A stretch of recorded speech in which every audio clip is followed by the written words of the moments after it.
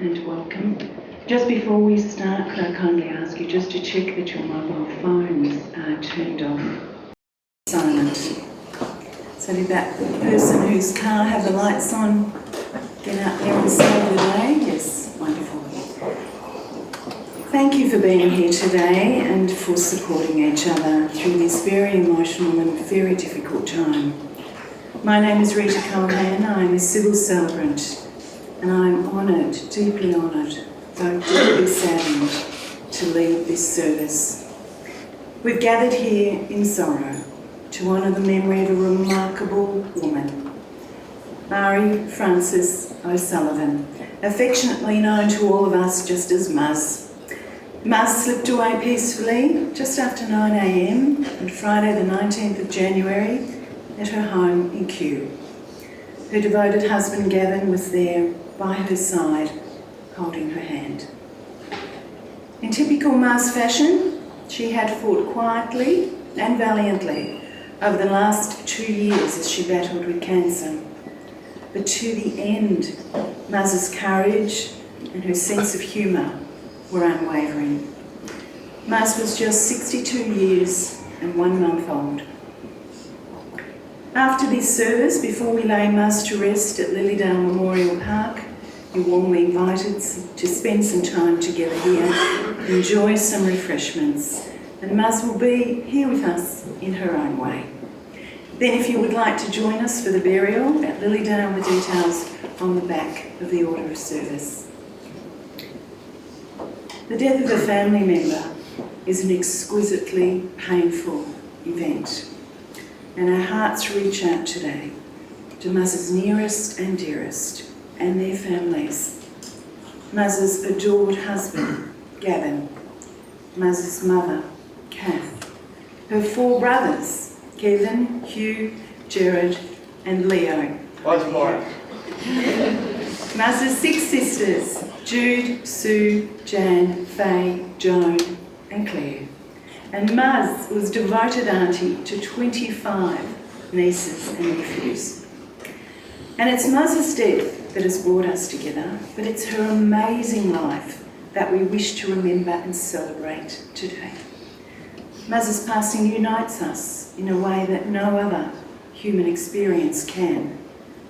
It really does remind us just how fleeting and fragile life is.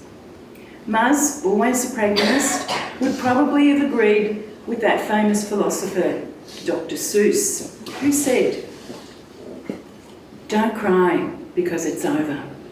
Smile because it happened." And you're all here because you cared about Muz. She was a vibrant part of your lives. And Muz had a profound impact on so many people, young and old. And in moments like these, grief and sweet memories can actually live side by side. It's worth remembering that grief comes out of caring. We get no choice. If we love, we grieve.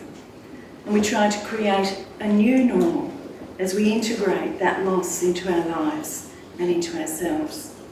So today can give us the chance for tears, for laughter, for reminiscing and for acceptance. Within moments of sitting down with Gavin, Janet and Jan the other day, they shared so many stories with me, and for that I thank them sincerely. They spoke so bravely and openly about the kind of woman Muz was, and they painted a picture of a family-orientated, hard-working, a woman with unshakable integrity, a heart of gold and a perpetual twinkle in her eye. Muz was a beloved wife and daughter and sister and auntie and cousin and friend and colleague. Muz was many things to many people. As one of her friends wrote to her in a card, "Muz, you are the best combination of family and friend, part auntie, part sister, part mother." She was blessed with an abiding generosity and innate kindness. Muz would do anything for those she cared about and for those who needed a helping hand. And she really did live by the values she held dear. She understood that being truly happy in life had nothing to do with what you had, with your possessions, but it had everything to do with who you had in your life and the quality of the relationships you built with those around you, your partner, your family, your friends, your workmates, your community.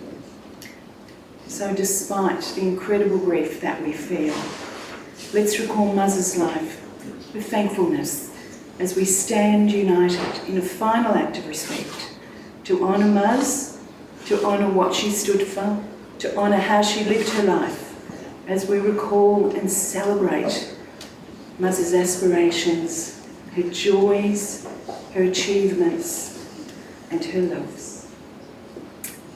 And I would like to invite Muz's greatest love, Gavin, up to share his loving tribute.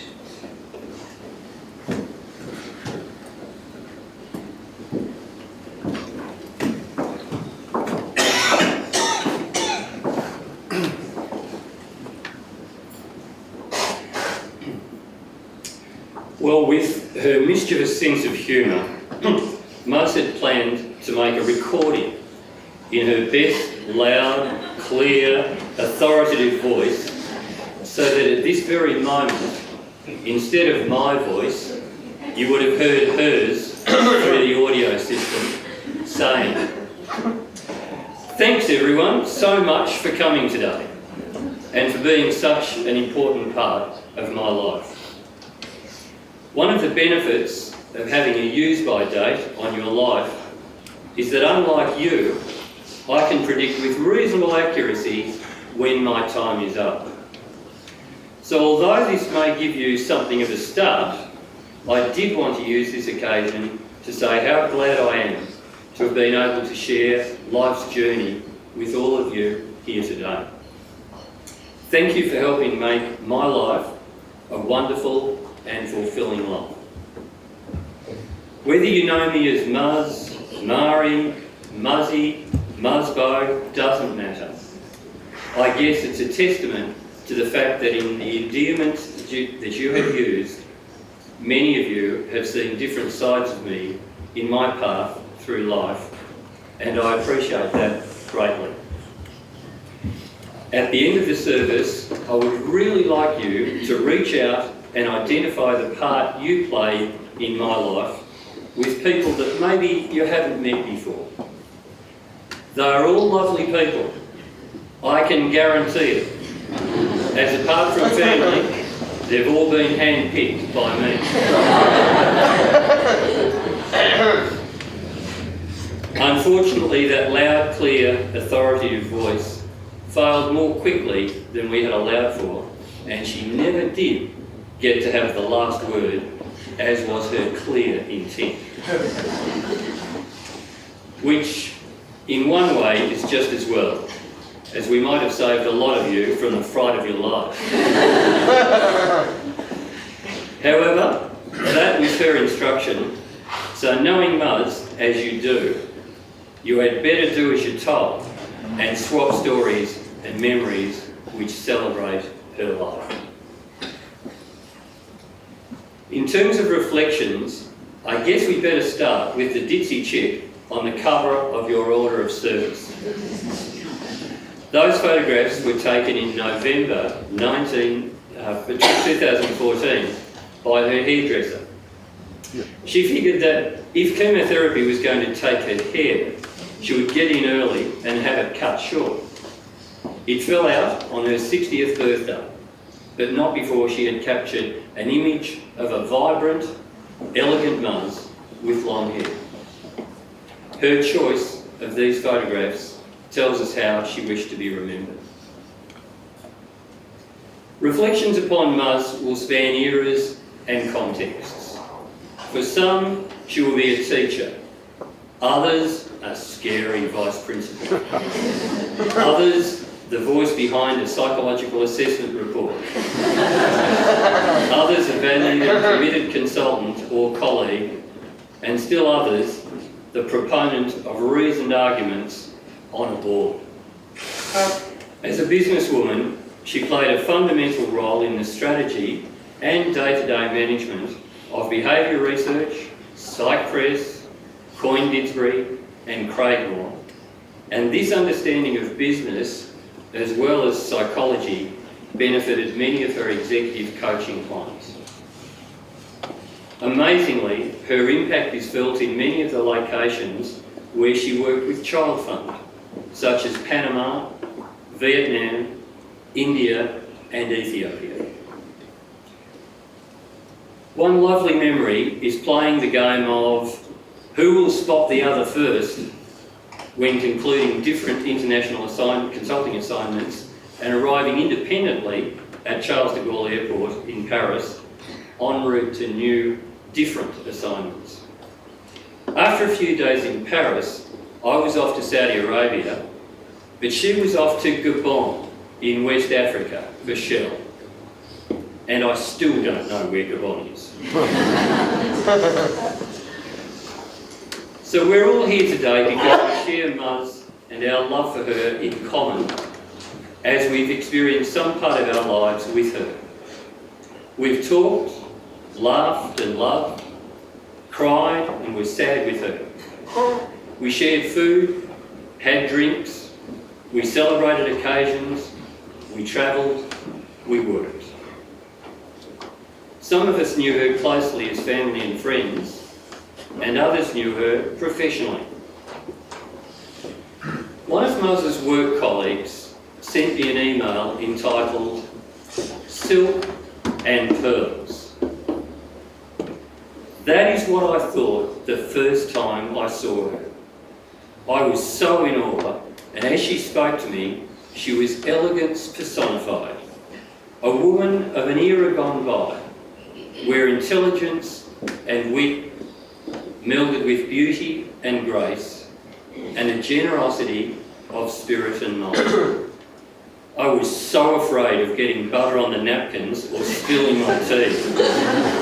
I wanted to make a good impression. She's one of the strongest women I have ever met. Over the years, she made me question who I was as a woman, as a professional, as a human being, where I wanted to go with my career, and who I would want to be remembered as.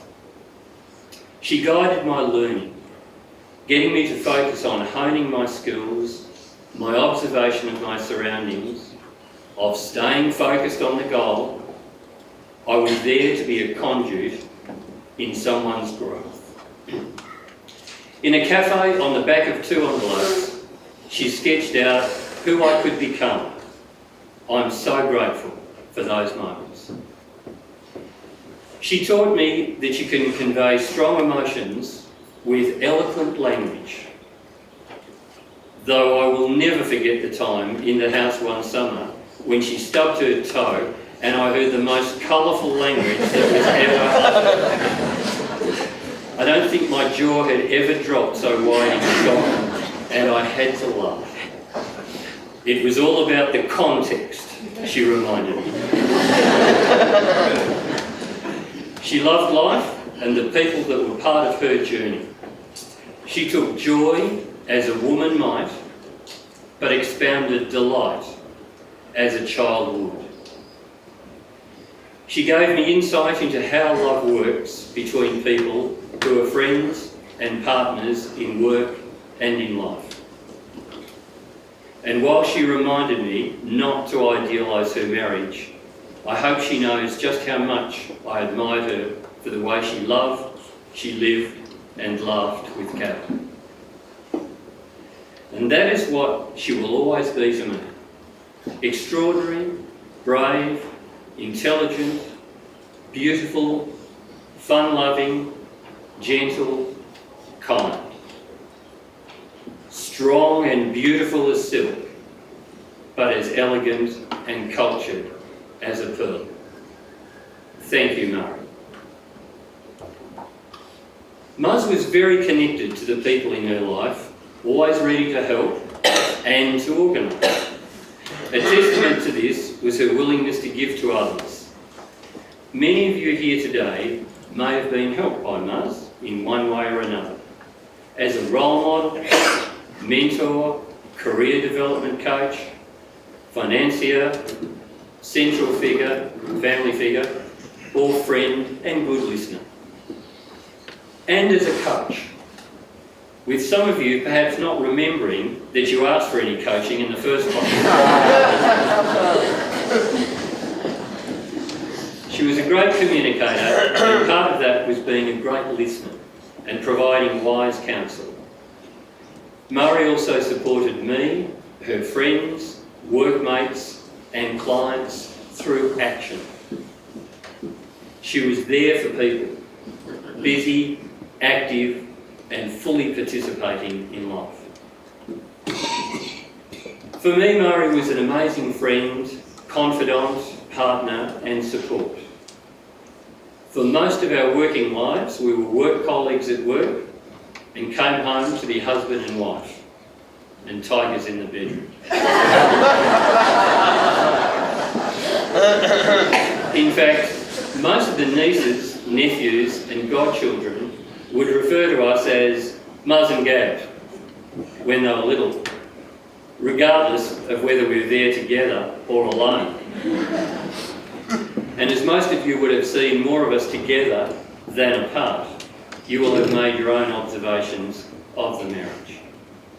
It was a joy to be the partner of a wife who was so strong, supportive, and lived life with such wisdom and insight.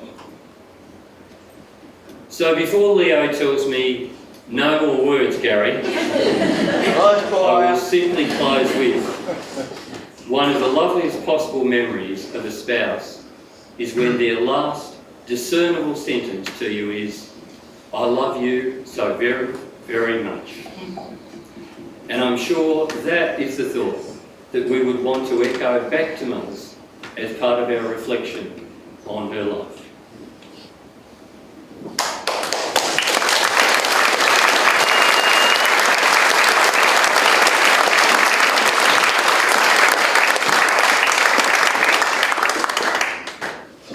That was amazing, Robin. That's so hard to do when your heart is breaking. I take my hat off to you. They say that friends are the family that you choose for yourself, and Muzz forged friendships which lasted many decades. And Muzz epitomised the words of William Ward, who said, "A true friend knows your weaknesses, but shows you your strengths, feels your fears, but fortifies your faith.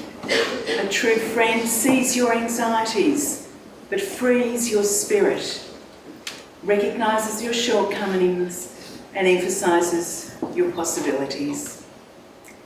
And I now invite Muzz's longtime friend and teaching colleague, Janet Heffernan, to present her loving eulogy.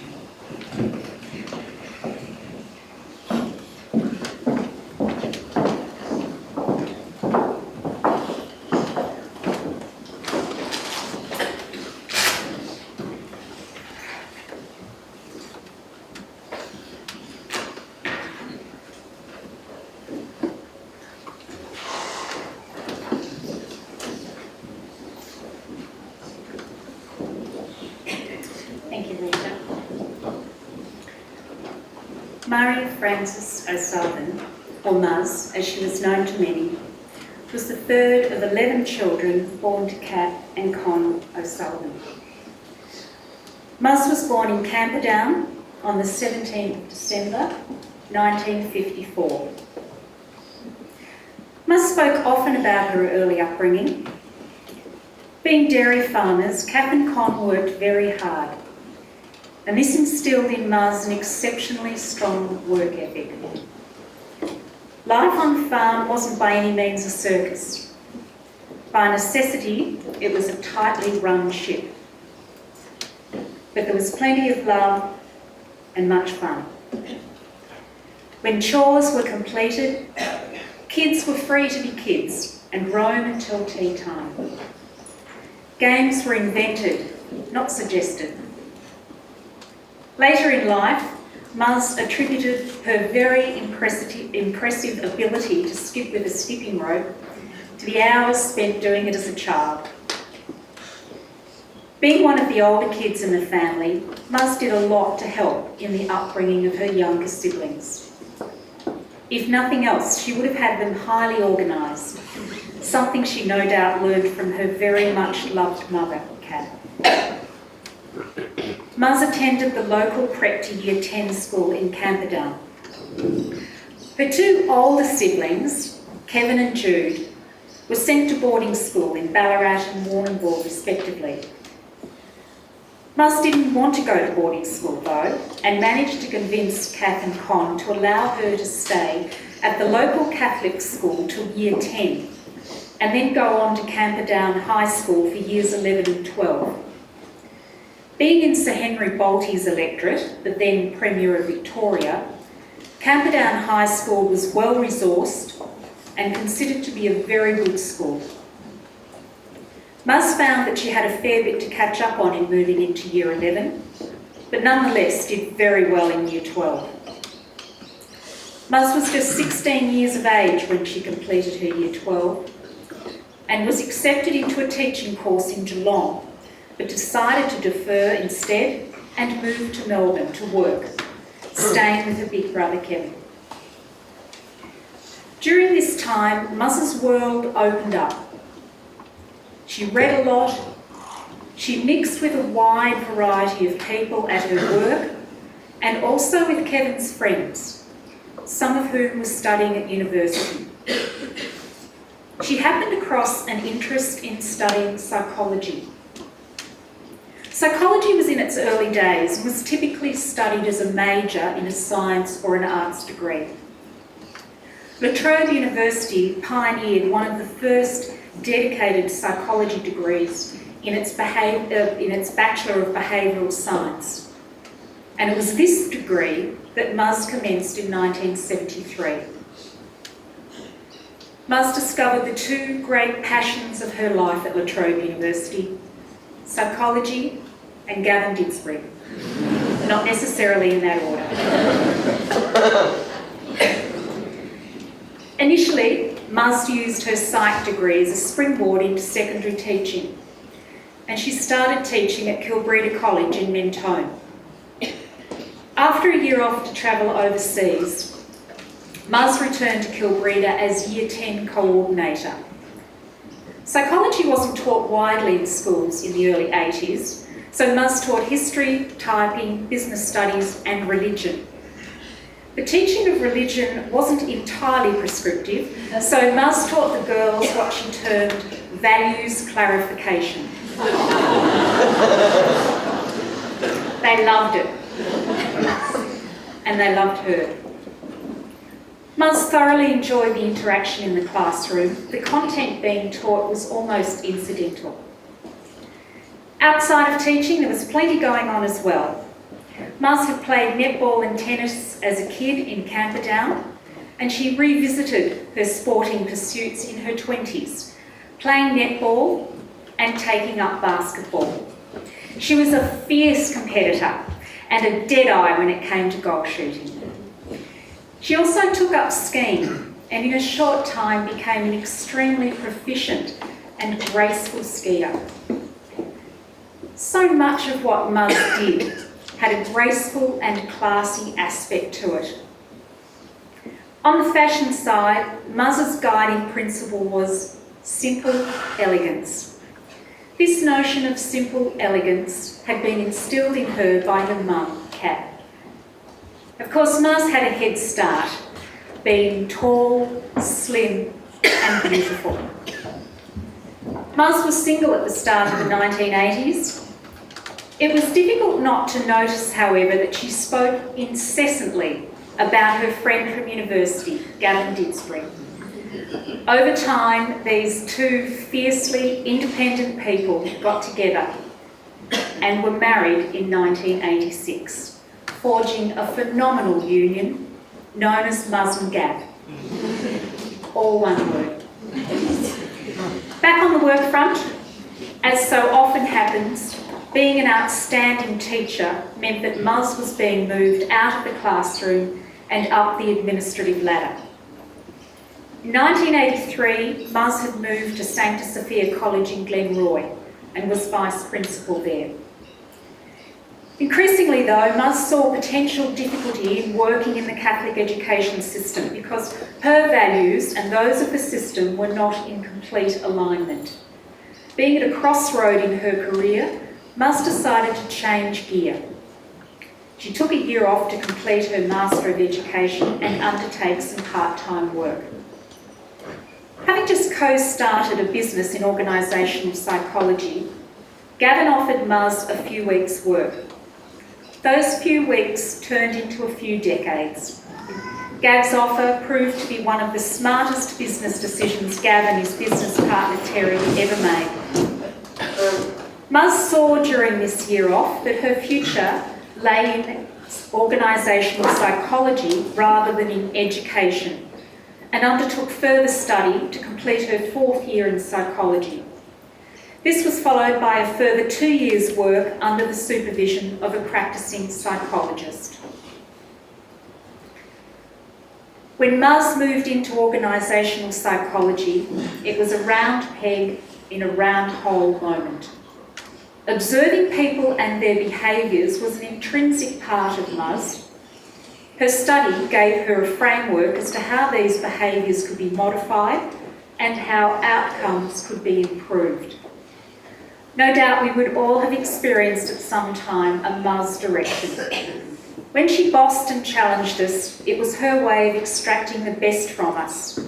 She strived continually to improve things and make things work better for everyone's benefit. It was only right that Muz should be let loose on the corporate world. One can think of no better person than Muz to persuade senior executives of large corporations to change their behaviours. Muz worked hard building her career, but prioritised time for family and friends. Unsurprisingly, she was the organiser. So many things would not have happened if Muz hadn't organised them. Her love of her family was clearly evident. In particular, she loved all her nieces and nephews and tracked their development with great interest. Muz and Gav opened their home freely to family, friends and colleagues over many years and were incredibly generous with their hospitality. Muz was great company. She could swing from the serious to the humorous in seconds and would express her view on things in a forthright manner. One was never left guessing. Muz never dropped the F word. She delivered it. With intent. Strategically placed to derive maximum benefit, but delivered in such a ladylike manner that you hardly knew she had even said it. In the latter part of her career, Muz developed a great interest in coaching. After identifying behaviours and competencies in her clients that needed change, the next step was to put those changes in place. Muz was superbly equipped to do this. She was insightful, clever and eloquent. She used humour and encouragement to get her clients to see the structural elements of their behaviour and of those around them, rather than the emotional elements. Muz could put great clarity around people's behaviours. Many people here today will have personally benefited from a casual conversation with Muz, which turned into a mini coaching session.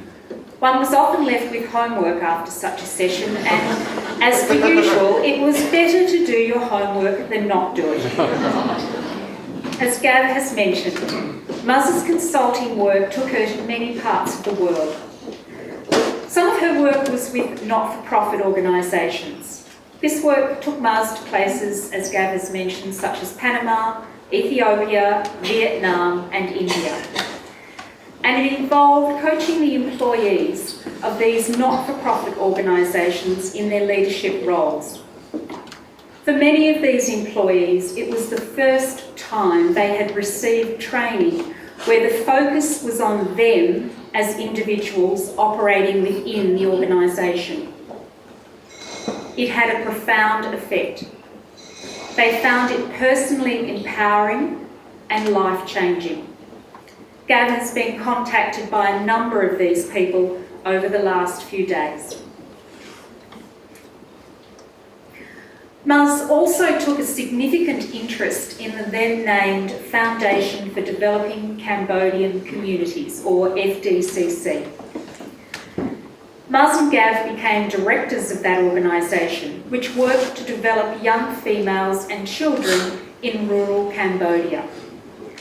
Muzz was very passionate about this cause and worked hard to bring about change and improvement in the lives of these children and young women.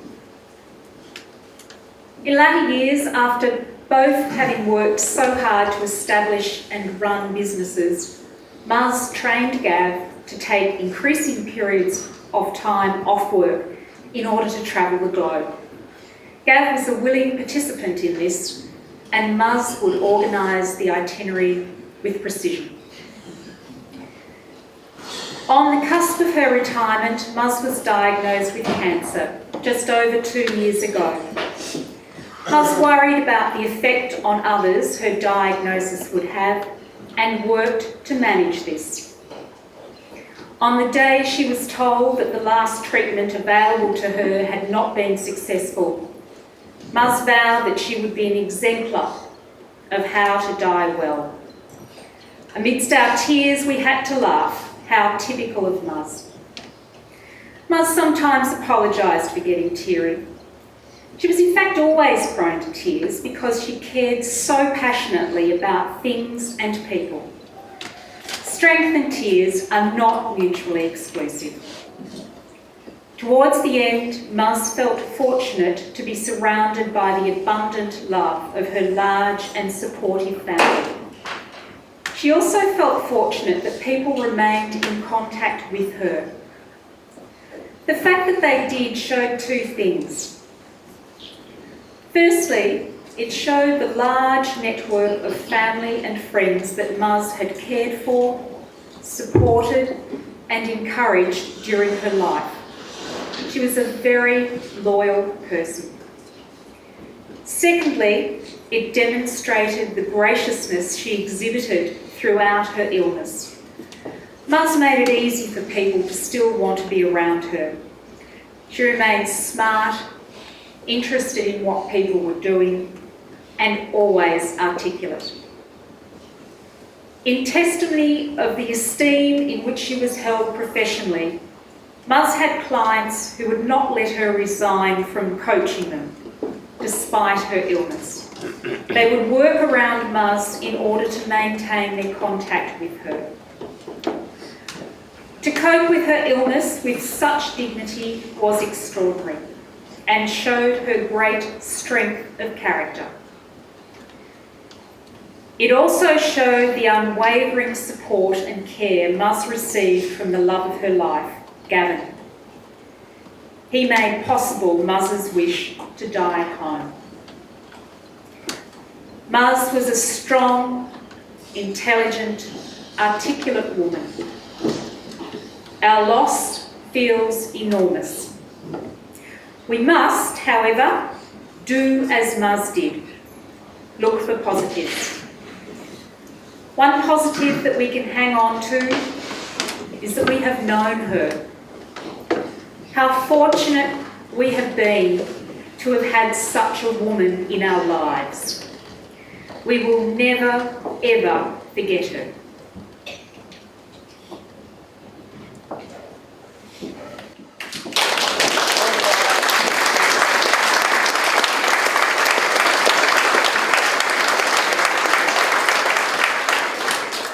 Outstanding, thank you, Janet.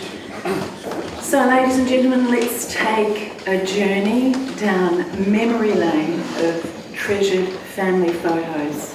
We're going to listen to a beautiful piece of music which accompanies the photos. Thank you, Roger.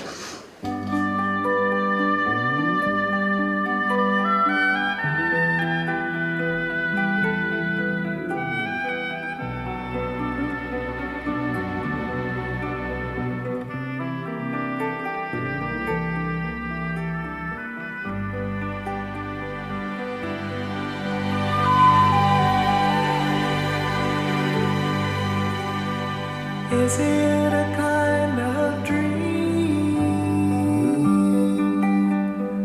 floating out on the tide,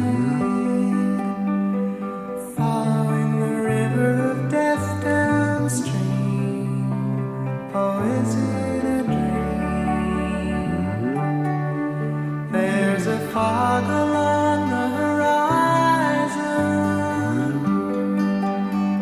a strange glow in the sky, and nobody seems to know where you go. And what does it mean? Oh, is it a dream? Bright eyes burning like fire. Bright eyes, how can you close and fail? How can the light that burns so brightly suddenly burn so pale? Bright eyes.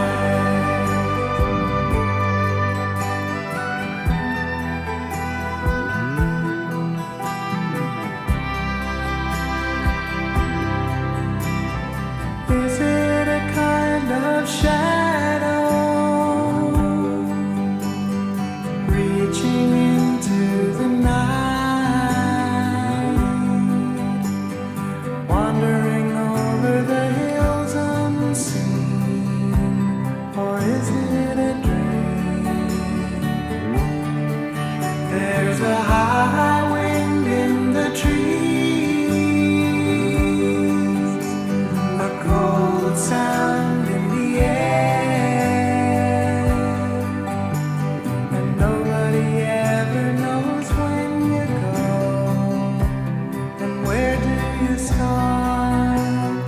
Oh, into the dark. Bright eyes burning like fire. Bright eyes, how can we close and fail? How can the light that burns so brightly suddenly burn so pale? Bright eyes.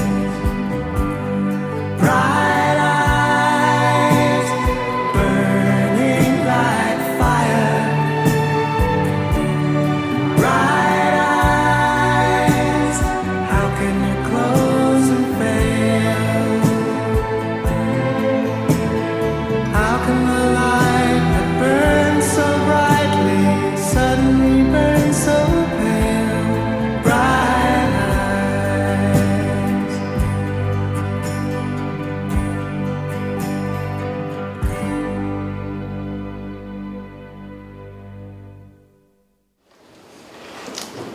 So if we can take anything away from this heartbreaking day, let's keep in mind that the wisest answer to death is the continuing affirmation to live life vigorously and with purpose, to treasure family and friends, to never ever stop learning, to never stop challenging ourselves, to truly appreciate all that we have, and with a strong mind and a soft heart, do what we can to make our world kinder, better and more enlightened. That's how Mars lived her life every day. But there does come a moment when we realise that someone we have really loved is truly gone. Our Mari O'Sullivan has left a golden legacy. Her influence, her example, her values will keep continuing to inspire us all. Mars, we applaud your journey through life. There were challenging, tough times and heartwarming, uplifting times. We remember your courage in the face of adversity, your devotion to your family, the respect that you showed everyone, and your boundless humanity. We remember your impeccable sense of style, your manicured nails, your perfectly groomed hair, your very weak green tea, and your never-ending supplies of hand cream. We remember the twinkle in your eye and your gentle soul and your radiant smile. So when we think of Muzz, let's smile for all the precious, tender, funny moments and how blessed we were that she was part of our lives. To you all, Muzz's dear family and very special friends, we extend our deepest sympathies. And may you find comfort and strength and a big warm hug from each other in the difficult days to come. And as we close today, Muzz's life we honour and her departure we reluctantly accept. May the sadness of today, though, give way to the sunshine of her memory that we will really treasure forever and ever. The strength of Muzz's love, may you always feel it, and the warmth of her spirit, may you always sense it, and may she always be remembered for all that was good and true and special and unique about her. Thank you, Muzz, for the shining example of a life lived well and a life filled with incredible love. We now timidly, very reverently, bid our beautiful Muzz farewell. And may she rest in peace. Here comes the sun, here comes the sun, and I say it's alright.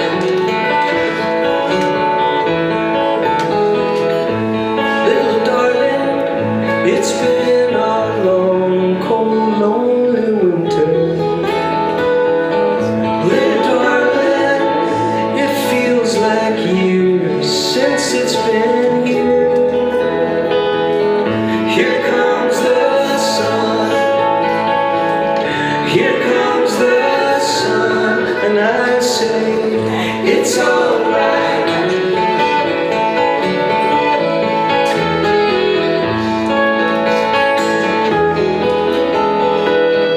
Little darling, the smile's returning to the faces. Little darling, it seems like years since it's been here. Here comes the sun, here comes the sun, and I say it's alright.